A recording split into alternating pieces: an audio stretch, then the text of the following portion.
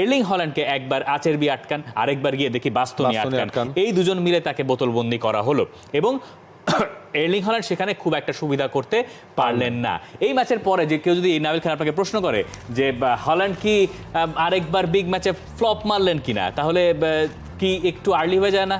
দেখেন last premier লিগের 3টা ম্যাচে তিনি 8টা গোল করেছেন, 4 ম্যাচে 9 গোল, 4 ম্যাচে ওভারঅল 9 গোল। এরপর যখন চ্যাম্পিয়ন্স লিগের আসল পরীক্ষাটায় আসলো, সেখানে হচ্ছে গেল চ্যাম্পিয়ন্স লিগের লাস্টের নকআউট স্টেজের ম্যাচগুলোর মতোই তিনি হচ্ছে বিগ ম্যাচে পারফর্ম করতে পারলেন না। ওভারঅল এই যে ম্যাচটা যেটা হলো, দু দলের 22 জন ফুটবলার ছিলেন সেখানে, 22 জনের মধ্যে সবচেয়ে কম টাচ এসেছে এর্লিং ব্রুট হল্যান্ডের কাছে, মাত্র 14টা টাচ তিনি করেছেন। আচ্ছা, আমরা যখন আসলে দেখব এইখানে কিছু জিনিস কিন্তু আছে, কারণ ইন্টার মিলান যেই কাজটা করছিল হল্যান্ডকে পুরোপুরি তারা মার্ক করে রাখছিল, সেটা নিয়ে পেপ গার্দিওলা ম্যাচের পরও কথা বলেছেন।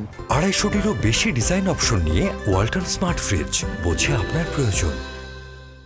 এবং হল্যান্ডের পজিশন যেটা, হ্যাঁ এখন আপনি নাম্বার 9, যখন আপনার উইদাউট দ্য বলে আপনার তো হল্যান্ড তো আর প্রতিপক্ষের পেনাল্টি এরিয়ার ভেতর যে বসে থাকবেন না, তাই না? পেনাল্টি এরিয়ার বাইরে থাকবেন। পেনাল্টি এরিয়ার বাইরে যখন ছিলেন তখন কি হচ্ছিল, যেহেতু গতকালকের ম্যাচে ইন্টার মিলান নেমেছে কিন্তু 3-5-2 ফরমেশনে, 3 জন সেন্টার ব্যাক, 3 জনের ঠিক সামনের জায়গাটায়, এবং হচ্ছে গিয়ে মিডফিল্ড লাইনটা যেহেতু একটু নিচে নামানো ছিল, সে কারণে একদম পুরোপুরি তার চারপাশে মানে বৃত্তর সেন্টার করে আমরা বৃত্ত আঁকতাম না কম্পাস দিয়ে, এরকম হয়ে গিয়েছিল হল্যান্ডের ক্ষেত্রে বলতে পারেন। এবং ওই যে সেন্টার ব্যাক যারা, আচেরবির এগেইনস্টে এর্লিং হল্যান্ডের রেকর্ড 2 ম্যাচে হচ্ছে কোনো গোল নাই।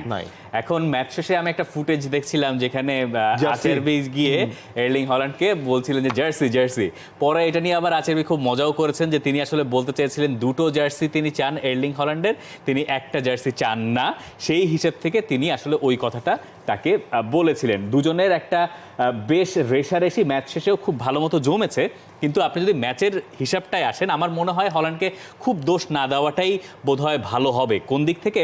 হল্যান্ড ফার্স্ট হাফে যে একটা শট করলেন অল্পের জন্য, সেটা বাইরে দিয়ে গেল, আর ইন্টার মিলান ইতালিয়ান সাইড, তারা আসলে ডিফেন্সিভলি খুব ভালো করবেন এইটাও অনুমিতই ছিল। সেই হিসেবে আপনি এর্লিং হল্যান্ডকে এই ম্যাচ দিয়ে বিচার কইলেন না। কিন্তু আবার আপনি বলতে পারেন বিগ ম্যাচে একটা লোককে কেন পাই না, ব্রেন্টফোর্ডের সঙ্গে গোল করেন, তারপরে হচ্ছে নটিংহ্যামের সঙ্গে গোল করতে পারেন বা ভালো কথা, এটা হইতে পারে, কিন্তু বড় ম্যাচে আপনার স্ট্রাইকার এত সুযোগ পায় না। রোনালদো বা মেসির কথা যখন বলেন, রোনালদো মেসি বড় টিমের সাথে কত গোল দিয়েছেন, তার চেয়ে বেশি কি তারা ছোট টিমের সাথে গোল দেন নাই? দিয়েছেন, কিন্তু তারা বড় টিমের সাথেও ধরেন হচ্ছে গিয়ে বেশি দিয়েছেন, খুব ধারাবাহিক ছিলেন।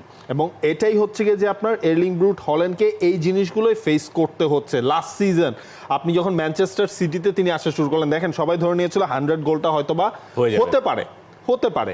হ্যাঁ, ইন্টার মিলান তারা সেই কাজটা করতে দেয় নাই, কিন্তু ওই ঘুরে ফিরে একটা জিনিসেই যে চ্যাম্পিয়ন্স লিগ দিয়েই তো আপনি কাউন্ট করবেন এই বিগ ম্যাচগুলো, অথবা হচ্ছে গিয়ে লিগে ওই আর্সেনাল লিভারপুলের সাথে যখন আপনি খেলতে যাবেন, তখন এর্লিং ব্রুট হল্যান্ড আসলেই কিন্তু একটু মনে হয় প্রেসারেই কি পড়ে যান।